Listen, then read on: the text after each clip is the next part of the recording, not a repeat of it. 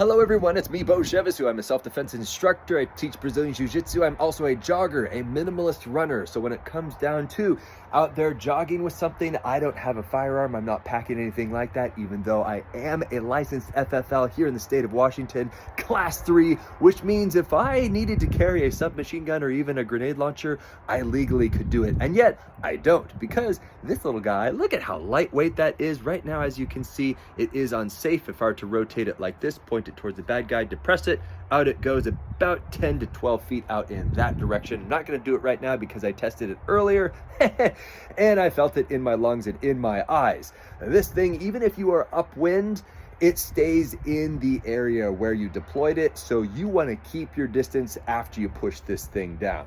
Now, as I'm out jogging, I oftentimes come across dogs. Now, as you well know, dogs have a sense of smell that is incredibly powerful. Did you know that it is 10,000 times as powerful as the human nose? And so when you depress this thing around a dog, they're gonna smell it, they're gonna stay away from you.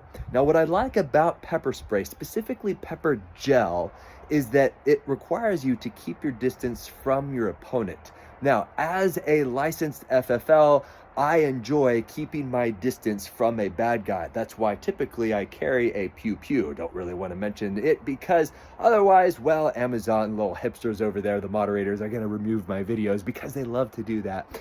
So when it comes to self-defense, a lot of people are like, well, I'll just get a stun baton. You know those things that go zzz when you push it down?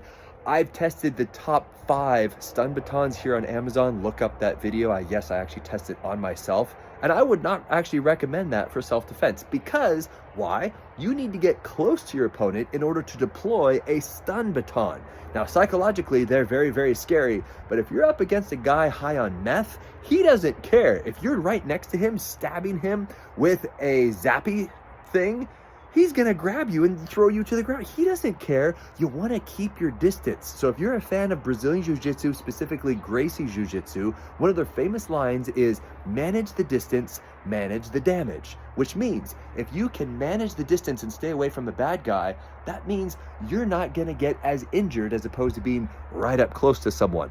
Which is why if you have a pocket knife and you're trying to defend yourself with something like that, which is very messy, by the way, I would not recommend it. You still have to be right next to the bad guy, but something like this encourages you to stay away and keep the distance from the bad guy, or if you're a jogger, a bad dog. Hope this helps.